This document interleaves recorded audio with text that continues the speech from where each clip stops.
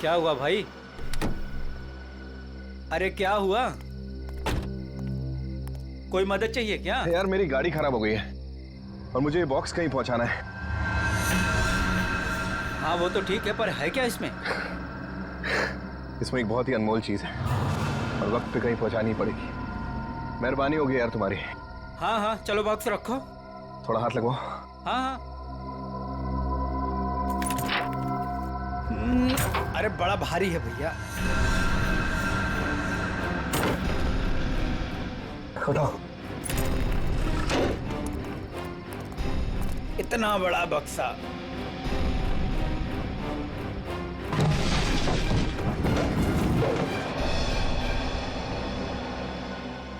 ये एड्रेस है, इस बक्से को इस जगह छोड़ देना। क्या मतलब है? आप नहीं आ रहे हो? अब एक मिनट, ये कुछ पैसे रखो, इसे सही जगह पहुंचाओ। बक्सा उतारिए।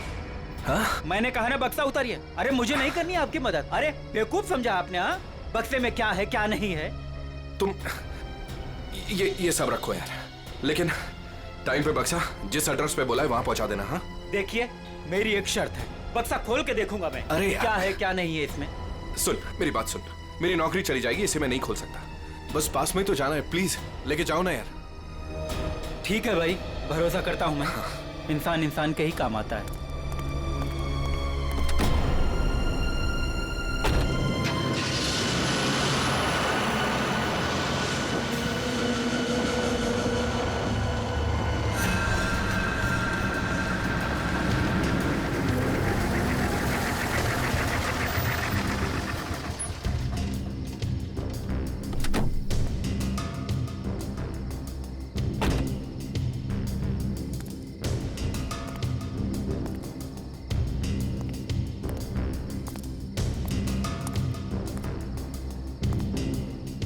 पता तो यही।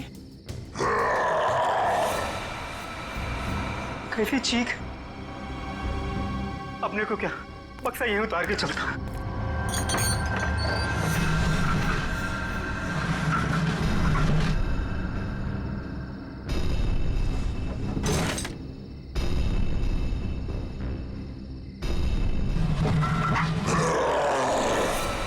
बक्से में से चीख। हे भगवान।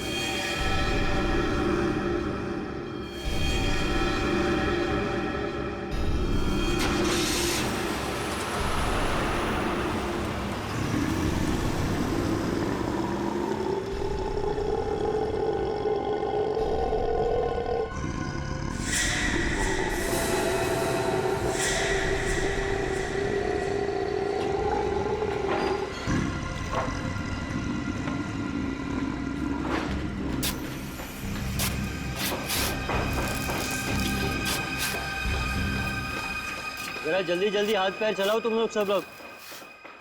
15 दिन में ये बिल्डिंग पूरी करके देनी है हमें, बहुत नहीं है हमारे पास। और सोनू, तू इतना सुस्त क्यों है? खाना वाना नहीं खाता क्या? चल जल्दी काम कर। कौन है वहां पे? मैंने पूछा कौन है वहां पे? अभी अभी तो बिल्डिंग का काम भी खत्म नहीं हुआ है और अभी से बिल्डिंग टूटने लगी। सोनू जरा देख तो।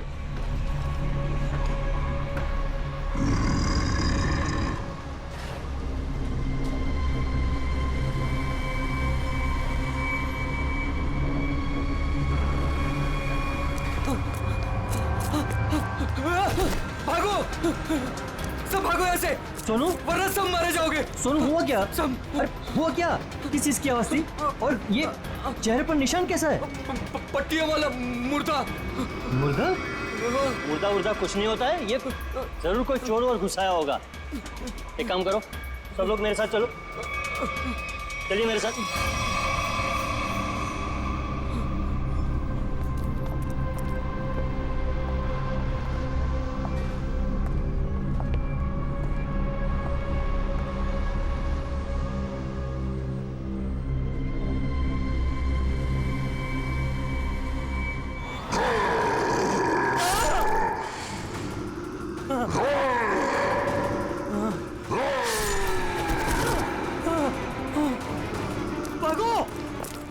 भागो सब यहाँ से भागो, पट्टियों वाला मुर्दा, भागो।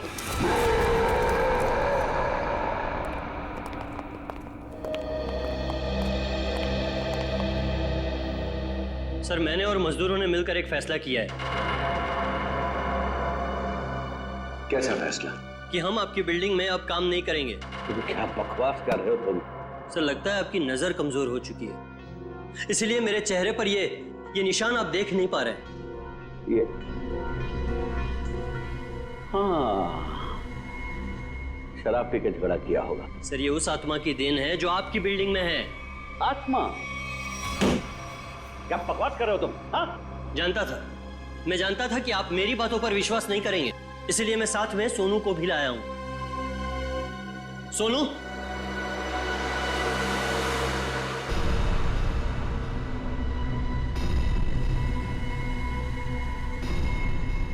देखिए सर, बेचारा इतना घबरा गया है कि कुछ बोल नहीं पा रहा है। सोनू, ये सब क्या है?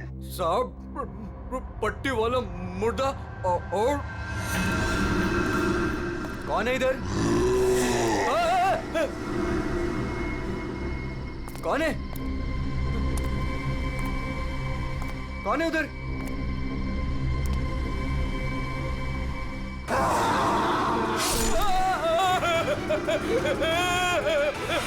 मुझे लगता है कि तुम सब लोग काम कम और नशा ज्यादा करते हो, तभी ऐसी बहकी बहकी बातें कर रहे हो। सर, अगर हमारी बातों पर यकीन ना हो तो कोई दूसरे मजदूर रख के क्यों नहीं देख लेते? जब वो अपनी आप बीती सुनाएंगे तब तो आपको विश्वास हो जाएगा ना। बिल्कुल रख लूंगा। इस शहर में मजदूरों की कोई कमी नहीं है। इस शहर में काम की भी कोई कमी नहीं है।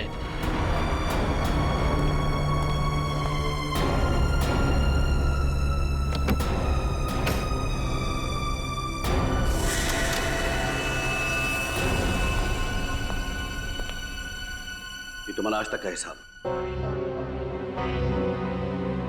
और एक बात याद रखना कि इस बिल्डिंग पर मेरे और मेरे इन्वेस्टर्स के करोड़ों रुपए लगे हैं। तो तूने बाहर जाकर इस बिल्डिंग के बारे में कोई बकवास की या कोई झूठी अफवाह भी फैलाई तो फिर मुझसे बुरा कोई नहीं होगा। दिनेश, पैसे कोई पेड़ पे नहीं उगते, समझे? हाँ, और हम तुम्हारे फाइनेंसर हैं, कोई एटीएम मशीन नहीं कि जब दिल में चाहा कार्ड डाला और पैसे ले लिए। देखिए, आप लोग बेवजह भड़क रहे हैं। बेवजह?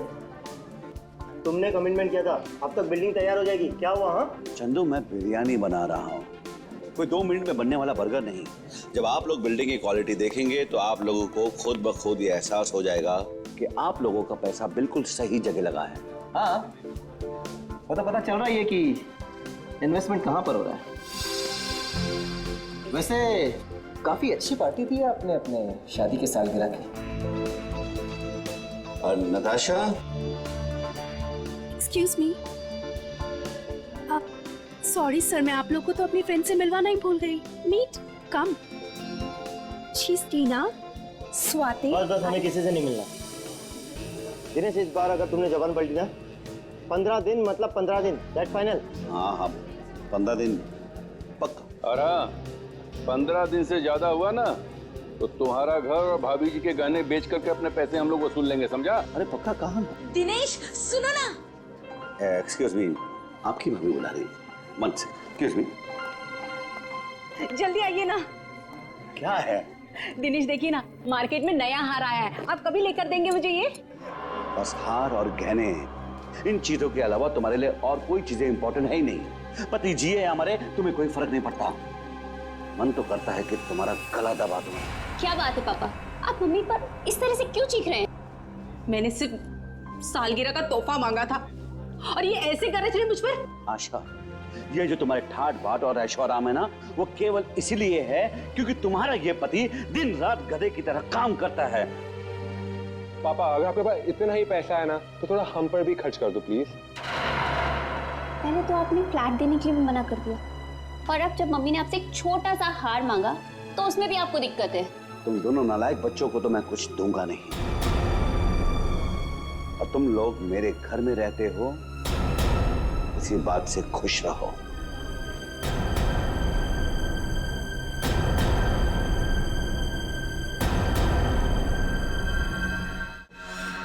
नहीं चाहिए मुझे नकली जेवर। जिंदगी भर मुझे नकली जेवर ही दिए हैं। एक छोटा सा हीरे का हार ही तो मांगा था मैंने।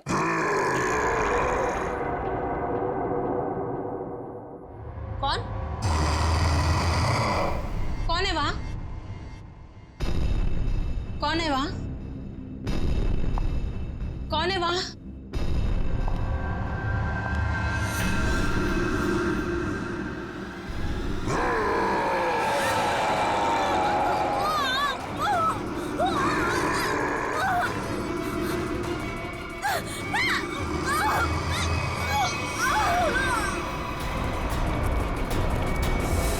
आशा, आशा, आशा, क्या मम्मी? आशा, ये सांस क्या हुआ मम्मी को? मर गई।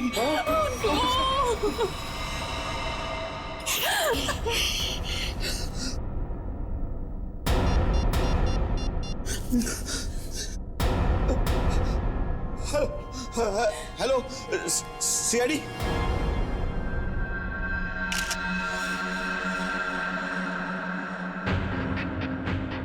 ये निशान देखा गले में? हाँ सर, लगता है काफी जोर से गला दबाया खूनी ने। ये जो नेकलेस है ना, इससे पकड़ के घसीटा है, तभी निशान इतने गहरे हैं। शायद बिल पाइप के टूट जाने से मौत हो गई इनकी।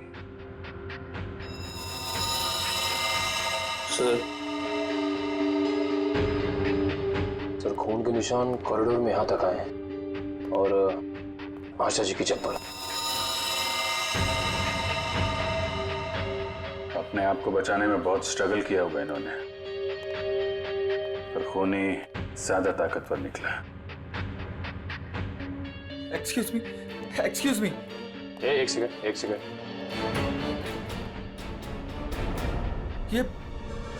ये सब कैसे हो गया सुलेखा? आज तो इतना शुभ दिन था, शादी के सालगिरह वाले दिन। आपकी तारीफ? जी मैं सुलेखा का हस्बैंड। अच्छा, तो आशा जी आपकी सास थी? जी। सास ससुर की एनिवर्सरी पार्टी में आप काफी लेट नहीं आ रहे हैं? वो बिजनेस मीटिंग में फंस गया था, इसलिए लेट हो गया। बस अभी अभी पहुंचा हूं। ठीक है, इधर आ जाइए आप। दिनेश जी, आपको किसी पे शक है? कौन कर सकता है ऐसा काम? सर, मेरी वाइफ की किसी से कोई दुश्मनी नहीं थी। सर, मैं यही कह रहा हूँ कि दिनेश ने खुद ही अपनी बीवी का फोन करवाया है। सर, हमने इसका झगड़ा सुना था। ये अपनी बीवी से कह रहा था कि मैं तुम्हारा गला दबा दूंगा। पति जिए या मरे, तुम्हें कोई फर्क नहीं पड़ता। मन तो करता है कि तुम्हारा गला दबा दूं। तो बकवास कर रहे लोग। अगर मैंने गुस्से में कुछ कह दिया तो इसका मतलब ये तो नहीं ना कि मैं सचमुच वो कर दूंगा। वैसे ऐसा हुआ क्या था कि आपको इतना गुस्सा आ गया कि आपने गला दबाने की धमकी दे दी, वो भी शादी की सालगिरह वाले दिन? सर, इसकी वजह भी ये लोग ही है। ये मेरे इन्वेस्टर्स हैं। अब मुझे एक एक पाई ऐसे देते हैं जैसे मुझ पर एहसान कर रहे हैं। तुम लोगों की मैं एक एक पाई चुका दूंगा, वो भी ब्याज सहित, समझे? तो दे दो ना। एक मिनट, बिजनेस की बातें मत कीजिए। यहाँ पे खून हुआ है।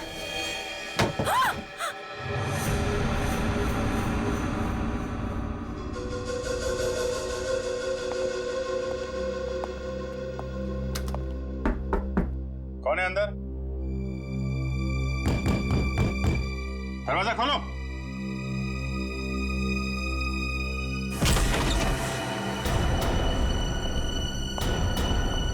ओह माय गॉड, कौन है ये? सुनिए। छोटो, कौन हो तुम हैं? और यहाँ क्यों चुप के बैठी हो? मुर्दा पट्टियों वाला मार डालेगा। सर डरी हुई है, ऊपर से जख्मी भी। देखो, आप बिल्कुल घबराइए मत। हम लोग सीआईडी से हैं। आपका नाम क्या है? कोमल। कोमल? कोमल, आप यहाँ क्यों चुप के बैठी थी? वो पट्टियों वाला मुर्दा बाहर घूमते हुए देखा। पट्टियों वाला मुर्दा? जैसे मैं यहाँ से बाहर निकली तो पट्टियों वाला मुर्दा बाहर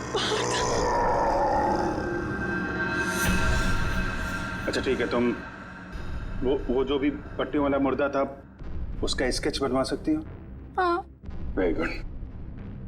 स्केच आर्टिस्ट को बुलवाओ और इस घर का कोना कोना छान मारो, देखो खूनी के बारे में कुछ सुराग मिलता है क्या। सर अपन सर ये पट्टी मिली है क्या यहाँ पर? कोमल ने देखा पट्टी वाला मुर्दा और यहाँ पे पट्टी का टुकड़ा मिला। सर स्केच तैयार है। तो ये है वो पट्टी वाला मुर्दा। इस मुर्दे का और इस पट्टी का क्या राज है, जल्द से जल्द पता लगाना होगा। गले का हार बेचारी का फांसी का फंदा बन गया। जैसे ही खूनी ने हार खींचा, बेचारी कुछ नहीं कर पाई।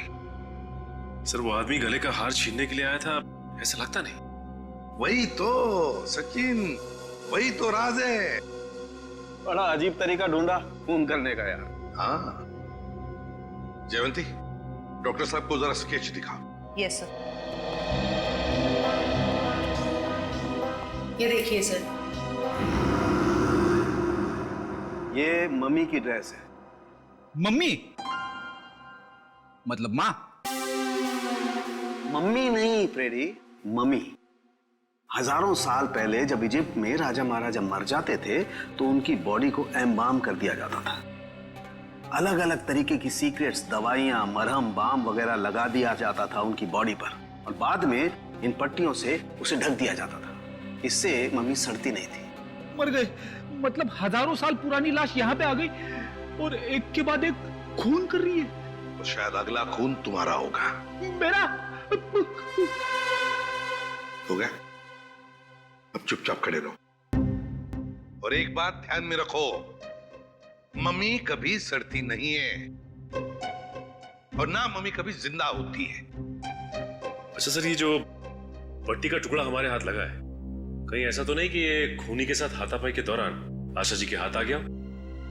नहीं ऐसे नहीं हुआ। तारिका जी आप ठीक है वहां पे? नहीं। फिर एक सीआईडी ऑफिसर बोल रहा है कि इनके हाथों में पट्टी आई थी, मतलब आई थी। सीआईडी ऑफिसर आसमान से उतरता है क्या? उससे गलती नहीं हो सकती। ये पट्टी का टुकड़ा जो आप लोग लेकर के आए हैं, ये हाथापाई में नहीं फटा है। अगर हाथापाई में फटता तो सीधा नहीं फटता, टेढ़ा मेढ़ा फटता, समझे? और ये टुकड़ा कोई मामूली टुकड़ा नहीं है। 1500 साल पुराना है ये टुकड़ा। 1500 साल? 1500 साल? 1500 साल जी, किसी ने मम्मी की पट्टियां खरीद ली हैं। कहां से सालूं के साहब? ये इजिप्ट से? अरे यार, लोग पुरानी मम्मियां खोद खोद के निकाल रहे हैं और चोरी छिपे बाजार में बेच रहे हैं। ऐसी एक मम्मी शायद इंडिया में आ गई। बाप रे। लेकिन सर ये खूनी मम्मी बना क्यों होगा? हल्ला मचाने के लिए सचिन, हल्ला मचाने के लिए। ये खूनी चाहता है कि लोग उसे देखें और जोर जोर से चिल्लाए, मम्मी आ गई, मम्मी आ गई। ये खून उस खूनी मम्मी ने ही किया है और वो पट्टी का टुकड़ा जानबूझकर छोड़ गया है हमारे लिए सबूत।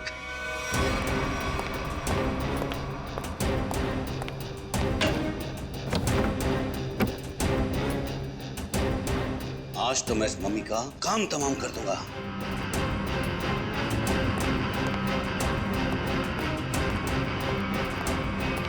सर ये सोनू है, दिनेश की बिल्डिंग में काम करता है। अच्छा सोनू साहब, कोई पैसा वैसा नहीं था दिनेश साहब के पास, कंगाल थे वो। एक मिनट, कंगाल थे वो, कोई पैसा वैसा नहीं था दिनेश साहब के पास, क्या मतलब क्या है? नहीं साहब, वो तो सर से लेकर पांव तक कर्जे में डूबे हुए थे और उस बिल्डिंग की वजह से। और जब से उस पट्टी वाले मुर्दे ने हम लोगों पे हमला किया है, उस बिल्डिंग का काम भी बंद पड़ा हुआ है। पट्टी वाले खूनी ने तुम पर हमला किया? तुम पर? सर कहीं ये वही तो नहीं जिसने आशा जी का भी खून किया? हो सकता है, बिल्कुल हो सकता है।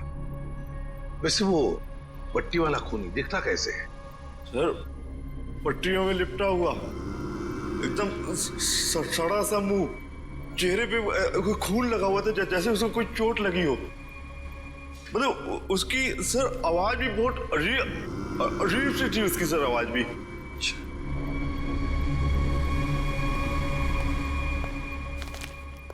एक मिनट, क्या वो ऐसा दिखता था? हाँ साहब, यही तो था वो। चलो ठीक है, तुम जा सकते हो। अगर जरूरत पड़े तो हम तुम्हें फिर से बुला लेंगे। सर, ये जो कोई भी आशा जी का खून करने के लिए आया था, या तो पहले से मम्मी बन के आया था, या फिर पार्टी में आने के बाद उसने अपना हुलिया बदला है। सर, काम करते हैं, पार्टी का फुटेज देखते हैं।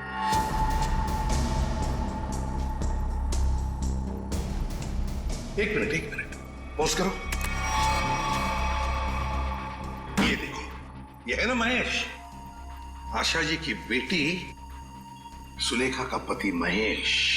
हाँ सर, लेकिन ये तो कह रहा था कि आशा जी की मौत के बाद आया था ये पार्टी में। झूठ बोला हमसे, वो झूठ बोला। जयवंती सर, फोन करके बुला लो उसे अभी, Yes. इसी वक्त।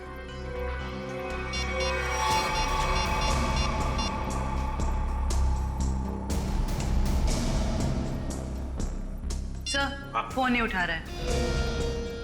महेश फोन नहीं उठा रहा है, उसकी आधी कारस्तानी तो इसी से समझती है। रेडी, मोबाइल फोन रिकॉर्ड्स निकालो उसके।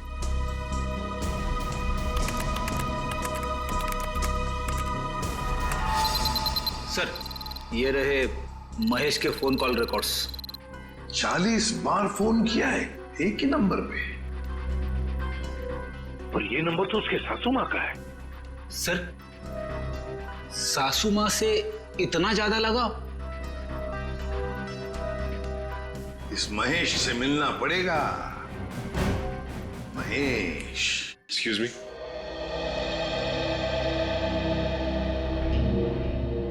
क्या महेश घर पे है इस वक्त? नहीं सर, महेश जी तो अभी घर पे नहीं है। लेकिन प्रॉब्लम क्या है सर? देखिए, महेश ने हम सबसे झूठ बोला। जब आपकी माँ का खून हुआ, उससे पहले ही महेश वहां मौजूद था। आपका मतलब है मेरे पति ने खून किया है? देखिए, हमें उस पर शक है। लेकिन सर वो ऐसा क्यों करेंगे? पैसों के लिए, पैसों के लिए किया होगा उसने। सब पैसों के लिए? लेकिन सारा पैसा तो डैडी के पास है। उन्होंने आज तक माँ को कभी कुछ नहीं दिया। तो फिर महेश जी जो क्यों हत्या करेंगे मेरी मॉम की? अब ये सब कुछ तो हमें महेश ही बताएगा। लेकिन हाँ, अगर महेश आपसे कांटेक्ट करता है तो हमें खबर कीजिए। तो फ्रेडी, इस महेश का मोबाइल ट्रैक करो, सब पता चल जाएगा।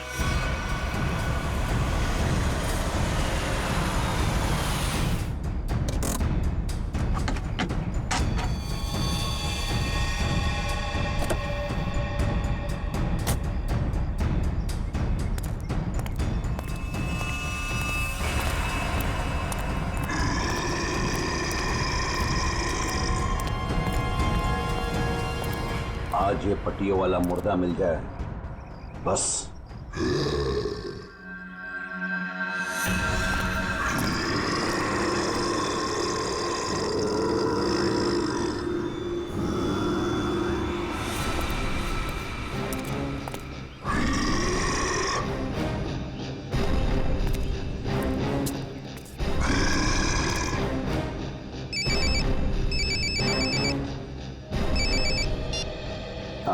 हेलो, हाँ जीतू भाई, हाँ आपके लिए खुशखबरी है। हाँ जी, बिल्डिंग का काम बहुत जल्द शुरू होने वाला है। कोई मजदूर वहाँ काम करने को तैयार नहीं है। क्या तुम वहाँ का सारा काम खुद करोगे? नहीं जीतू भाई, मैं उस वजह को ही खत्म कर दूंगा जिसके कारण सारे मजदूर डरे हुए हैं। आज उस पट्टी वाले मुद्दे का दी एंड है। मैं आपको बाद में फोन करता हूँ।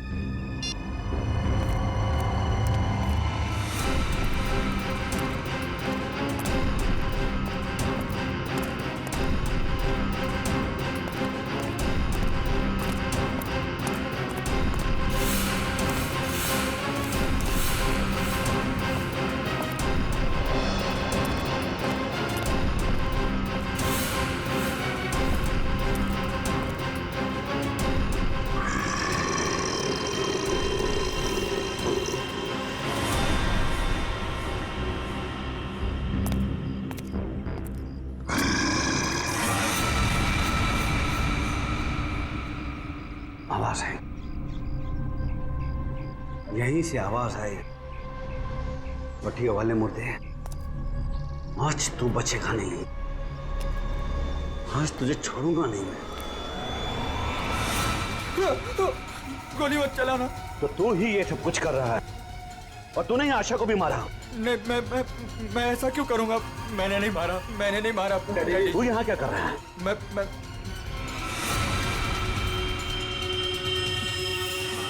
डैडी, वो आपके पीछे है। ना महेश, मैं तेरी किसी भी चाल में आने वाला नहीं। मैं सच कह रहा हूँ, वो पट्टी वाला मुर्दा आपके पीछे ही है।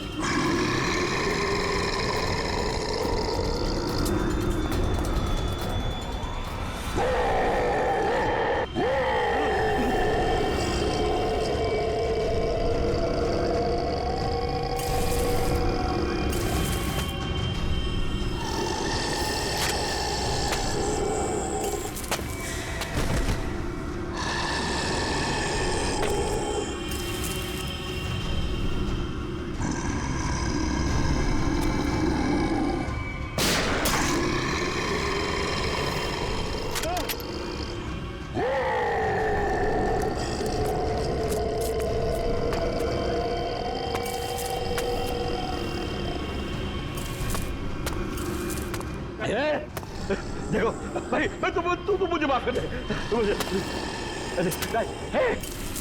क्यों मेरे पीछे पीछे कुछ भी नहीं है। देखो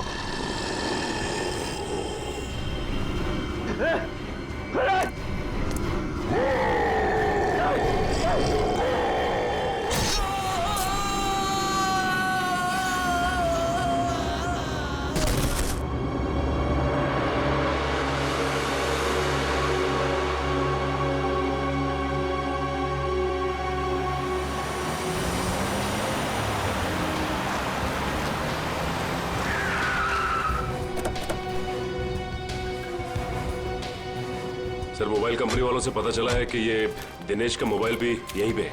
इससे पहले महेश दिनेश को नुकसान पहुंचाए, हमें उसे बचाना होगा। अरे सर, दिनेश, चलो देखते हैं।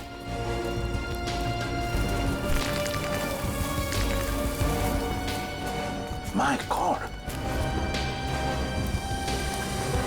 ये तो जिंदा है। सच, जल्दी से एम्बुलेंस बुला, जल्दी। फ्रेडी, जयवंती, देखो आसपास। Yes sir.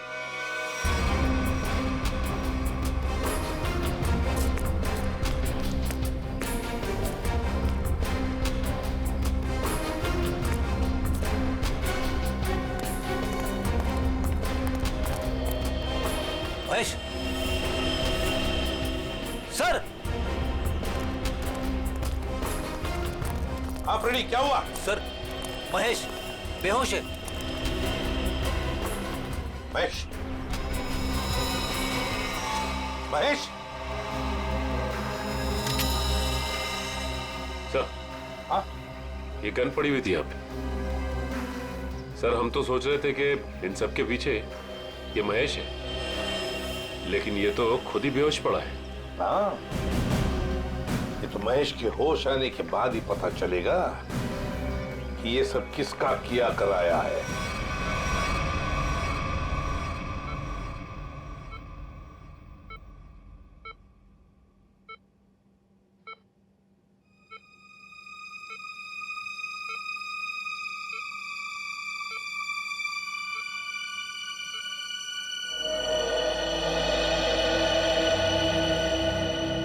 डॉक्टर साहब, अब कैसी तबीयत है मेरे पापा की? फिलहाल इनकी तबीयत नाजुक है, अभी कुछ भी कहना मुश्किल है। 48 घंटे ऑब्जर्वेशन में रखेंगे, फिर देखते हैं क्या करना है। Okay, excuse me. कभी सोच भी नहीं सकती कि मेरा पति इतना घिनौना मुजरिम निकलेगा। पहले तुमने मेरी माँ को मार दिया और अब मेरे पापा पे तुमने हमला किया। ये तुम क्या कह रहे हो सुलेखा? देखो, मैंने ऐसा कुछ भी नहीं किया है। मैं निर्दोष हूँ, बेकसूर हूँ। हर मुजरिम यही कहता है कि उसने कुछ नहीं किया, वो निरपराध है। लेकिन सारे सबूत उसी आदमी की तरफ उंगली उठाकर कह रहे हैं कि ये इस आदमी ने किया है, और वो आदमी है तुम। लेकिन सर आपके पास ऐसा कौन सा सबूत है जो ये साबित करता है कि खून मैंने किया है? एक हो तो बताए। सबसे पहले तो तुमने हमसे झूठ बोला कि तुम पार्टी में देर से गए, लेकिन सीसीटीवी फुटेज साफ साफ दिखा रही है कि तुम पार्टी में पहले ही मौजूद थे, आशा जी की मौत से पहले। सबूत नंबर 2, 3 दिनों में 40 फोन किए तुमने आशा जी को, जबकि तुम उन्हीं के घर में रहते थे। इतने सारे फोन कॉल करने की वजह? और जिस वक्त क्राइम सीन पर दिनेश जी मिले उस वक्त सिर्फ एक ही आदमी मौजूद था, वो तुम थे। मैं डर गया था सर, डर गया था। दरअसल बात यह है सर कि मैं नया बिजनेस चालू करना चाहता हूँ और जिसके लिए मुझे पैसों की जरूरत थी और मैं चाहता था कि वो पैसे मुझे सासू माँ जी दे दे।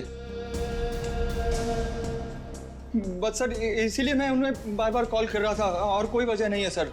तो इनके कहने का मतलब है कि ये पार्टी में पैसे मांगने के लिए गए थे आशा जी से, है ना? हाँ सर, उस दिन मैंने देखा कि ये लोग बिजनेस के लिए मुझे पैसा नहीं दे रहे और सासू माँ को लाखों करोड़ों के गहने दिए जा रहे।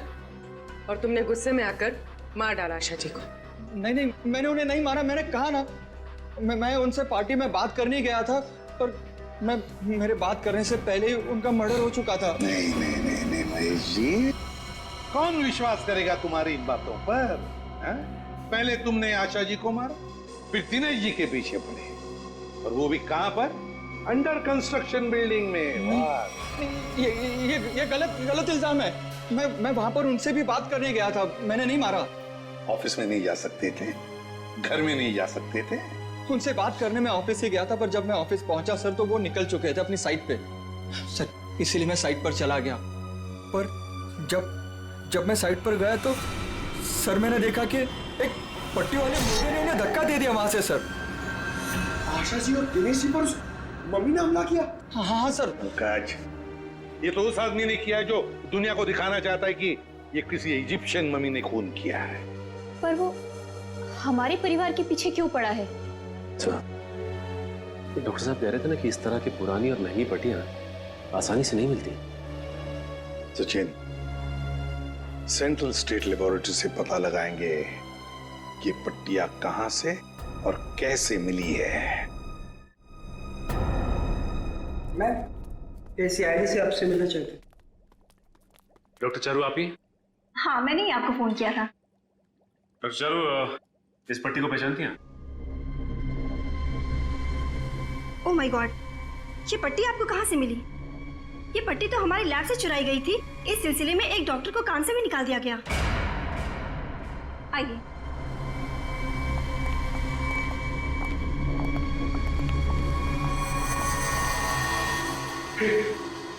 ये तो वही मम्मी है ना जो इजिप्ट में होती है। मतलब ये नींद में चलकर यहाँ पर आ गई। आप भी अच्छा मजाक कर लेते हैं। दरअसल हर साल इजिप्ट से इन मम्मीज को हमारे यहाँ रिसर्च के लिए भेजा जाता है और सर ये मम्मीज 1500 साल पुरानी है। तो क्या सिर्फ इन्हीं मम्मीज की पट्टी गायब है? हाँ सर, कुल 5 मम्मीज की पट्टियाँ चोरी हुई थी, जिसमें से 2 पे मैं काम कर रही हूँ इन्हें गलने से बचाने के लिए। अच्छा, आप कह रही थी ना कि एक डॉक्टर को काम से निकाल दिया गया पट्टी चुराने के इल्जाम में, उसकी डिटेल मिल सकती है हमें? हाँ सर, देती हूँ।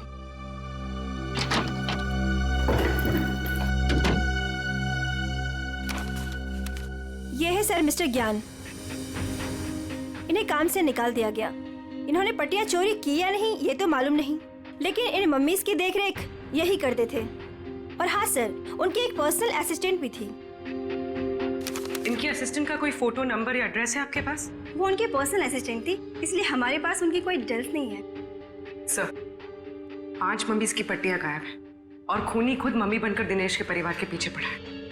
हाँ बोली, ये खूनी दिनेश के ऊपर दोबारा हमला करेगा। क्या हुआ डॉक्टर? आप पापा को इतनी अचानक से क्यों शिफ्ट कर रहे हैं? देखिए, इनकी हालत पहले से ज्यादा बिगड़ गई है। अगर इन्हें आरजे हॉस्पिटल में भर्ती नहीं कराया गया तो इनका बचना मुश्किल हो जाएगा।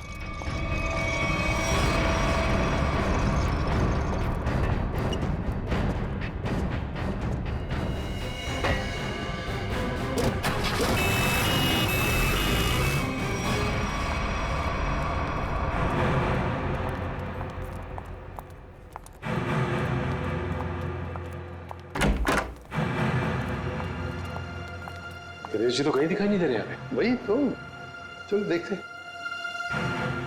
अरे डॉक्टर साहब। हाँ जी। ये पेशेंट मिस्टर दिनेश कहाँ है? हाँ जी, उनको तो डिस्चार्ज दे दिया है। क्या मतलब तबीयत सुधर गई थी उनकी?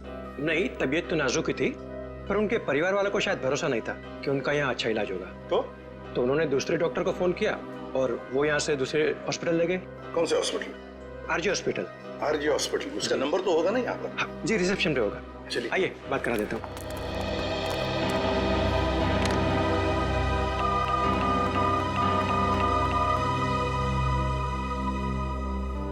Hello, RG hospital. देखिए, मैं एसीपी प्रद्युमन बोल रहा हूँ, सीआईडी से। आपके हॉस्पिटल में अभी अभी एक पेशेंट एडमिट हुआ है, दिनेश नाम है उनका। नहीं हुआ है?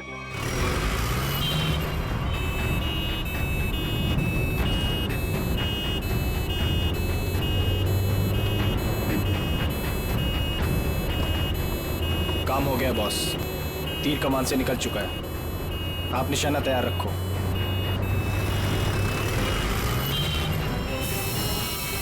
अरे धुआं कहां से आ रहा है? अरे गाड़ी रोको, गाड़ी रोको, गाड़ी रोको।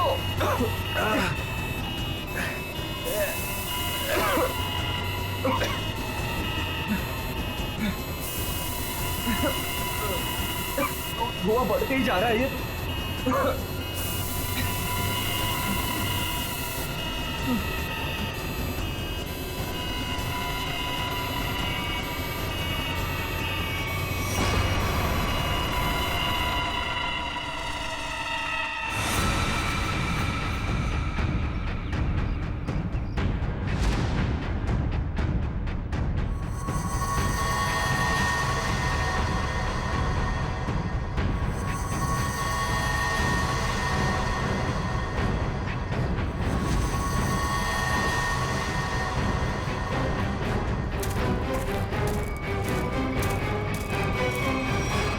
क्यों, अब तुम्हारे जीवन का मकसद पूरा हो गया? हाँ, पिछले 10 साल से मैं इसी दिन के तो सपने देखती आई हूँ। और देखो, आज मेरा सपना पूरा हो गया। नहीं नहीं, सीआईडी के रहते अपराधियों के सपने कभी पूरे नहीं होते। सीआईडी? क्यों डॉक्टर ज्ञान? पेशा डॉक्टर का, काम एक अपराधी का। देख क्या रहे हो? उड़ान सीआईडी वालों को।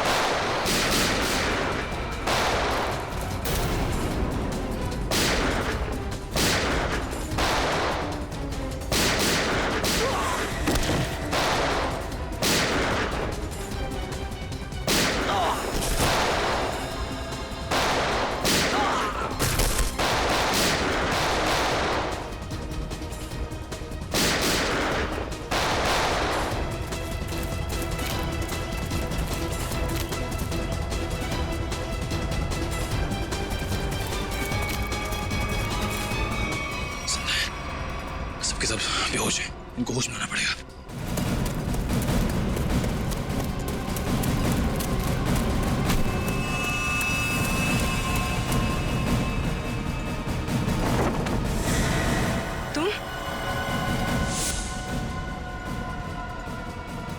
तुम जिंदा लोगों को मम्मीफाई करी थी ना?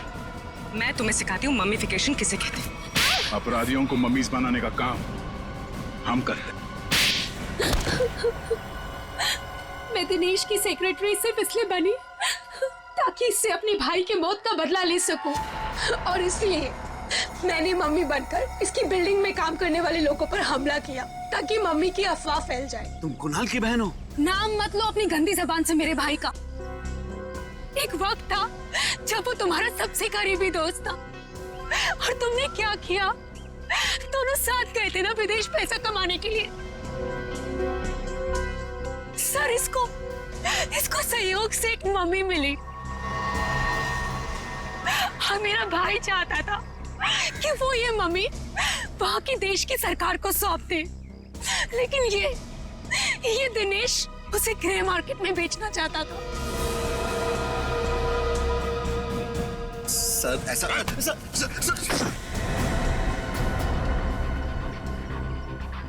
जब कुणाल ने कहा कि वो पुलिस के पास जाएगा तो मैंने उसे मारकर जमीन में गाड़ दिया और मम्मी बेचकर अमीर बन गया। वाह, बहुत अच्छा काम किया तुमने। पैसों के लालच में तुमने दोस्ती को जमीन में गाड़ दिया। मुझसे गलती हो गई सर, मुझे माफ कर दीजिए आप। अब ये तो समझ में आ गया कि तुमने नताशा को नौकरी पे इसलिए रखा क्योंकि तुमने कुणाल की बहन को देखा नहीं था। अगर ये बात समझ में नहीं आई कि डॉक्टर ज्ञान इस सब में तुमने इसका साथ कैसे दिया? मैंने ये सब पैसे के लिए किया। पैसों के लिए अपराध के दलदल में कूद गए तुम। और नताशा, तुम्हें पता कैसे चला कि तुम्हारे भाई का खून इस दिनेश ने किया?